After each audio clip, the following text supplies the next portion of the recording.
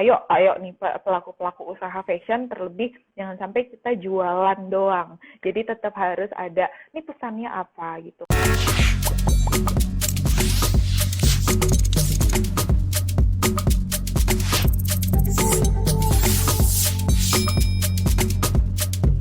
Halo semuanya, aku Mutiara dari Denbleng. Terima kasih banget nih udah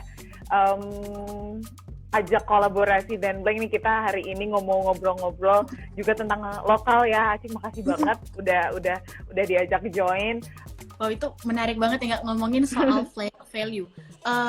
Di Denbleng sendiri, value apa sih yang dipegang terus-terusan gitu untuk brand? Mungkin setiap koleksi, setiap keluarnya mungkin akan ada value-value yang harusnya diturunkan dari value besar gitu. Kalau di Denbleng itu gimana, Kak?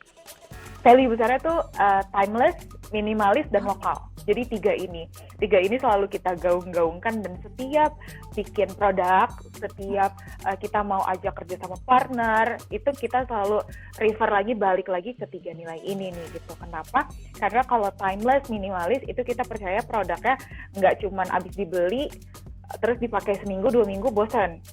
Bahkan kayak aku pribadi gitu ya, mungkin teman-teman Denbleng yang militan, yang udah veteran dari lama juga punya banyak nih kata dari kolom komentar yang bilang aku udah pakai Denbleng lama banget, udah banyak testimoninya di kolom komentar. Iya kan, udah banyak gitu, dan itu kan udah dari 2000 berapa ya, kayak 2014, 2013, bahkan dari awal-awal banget. Dan itu itu yang jadi semangat juga buat Denbleng untuk ciptain selalu yang timeless. Jadi ini beli baju tapi 10 tahun lagi aku masih mau pakai loh gitu, yang kayak gitulah. Jadi itu. Kemudian yang terakhir adalah lokal, makanya semuanya kayak penjahitnya lokal, materialnya lokal, partner kita lokal. Kalau giveaway, kalau kita bikin collaboration, bikin activation, kita menggayatnya kebanyakan ya, mungkin sekarang belum 100%, tapi kebanyakan hampir semuanya itu adalah local brand juga gitu. Jadi itulah gitu yang dipercaya sama Denbleng. Melanjutkan Kak soal tadi value gitu. Yang kemudian juga jadi menarik adalah biar gimana pun selalu ada perkembangan tren dan juga keinginan pasar gitu ya Kak. Gimana sih sebuah brand itu, khususnya fashion kan cepat ya Kak, hari ini tren apa, mungkin bulan depan udah tren apa gitu. Gimana kalau di Denbleng itu menyelaraskan antara value yang dia punya dengan mungkin koleksi selanjutnya yang pengen ngikutin tren, itu gimana?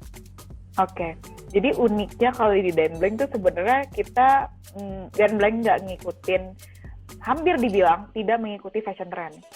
Justru kita selalu bikinnya tuh seasonless. Jadi kalau misalnya tahu nih di mana-mana suka banyak season ya, kalau di luar negeri sih sebenarnya lebih banyak yang negaranya 4 musim suka bikin SSFW gitu ya, ada spring, summer, fall, winter.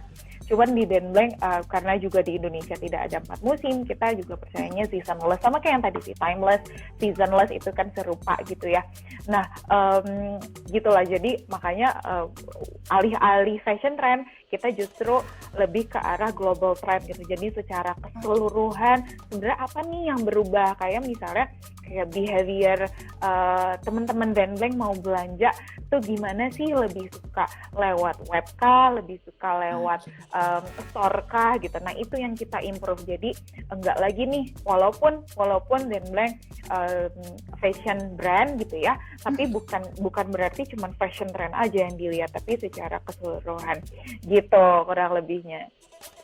Wow, menarik banget ya Kak. Karena kan kadang orang-orang tuh kebingungan waktu seseorang mau buka bisnis itu kan biasanya ini nih lagi ngetren nih gitu, lagi rame gitu, buka bisnis ini dong gitu. Tapi ternyata dalam berbisnis, bahkan fashion yang sangat cepat trennya itu nggak harus ya kan ngikutin tren itu. Iya, jadi emang ini yang Denbleng percaya ya, bisa jadi kepercayaan brand juga beda-beda gitu.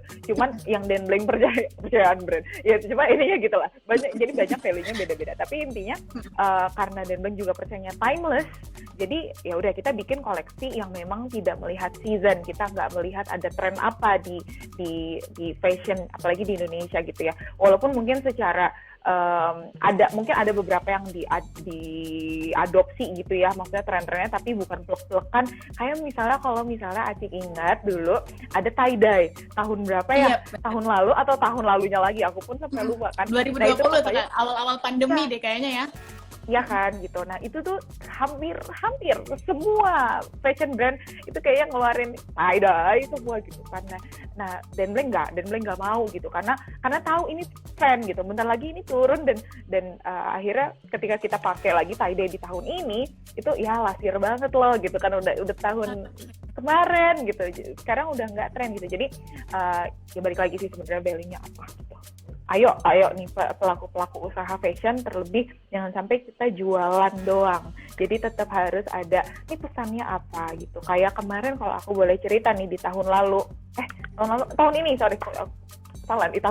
ini Ramadan, waktu koleksi Ramadannya Denblank itu namanya membumi. Jadi beda, bukan kayak baju-baju lebaran pada umumnya yang banyak bling-bling, sparkling gitu ya. Itu namanya membumi. Nah, ceritanya apa? Ceritanya tentang kerinduan akan kampung halaman gitu lah. Itu yang dibahas, kurang lebih narasinya seperti itu. Dan itu yang berusaha kita selalu hadirkan setiap bulannya, selalu ada narasi lagi gitu. Terus kalau yang artis sering, tapi memang sangat pilih-pilih. Jadi karena kalau misalnya teman-teman punya local brand fashion juga, kita harus samakan persona brand sama persona influencer, artis atau collaborator yang akhirnya kita ajak kerjasama gitu. Jangan sampai nanti tolak belakang, karena nanti akan hurting dua-duanya nih, akan hurting si collaboratornya, akan hurting kita juga. Jadi emang yang harus target audiensnya sama, punya value yang sama, terus abis itu juga punya interest yang sama. Wow, dari tadi pertanyaan 2 ini yang tetap terucap adalah value. Berarti sangat penting banget ya Kak untuk sebuah brand itu punya value. Tadi value juga nurunin ke tiap koleksinya, jadi punya ada value-value turunannya. Terus kemudian juga tadi ngomongin target marketnya juga kita harus menyesuaikan sama value kita gitu ya. Betul. Oke.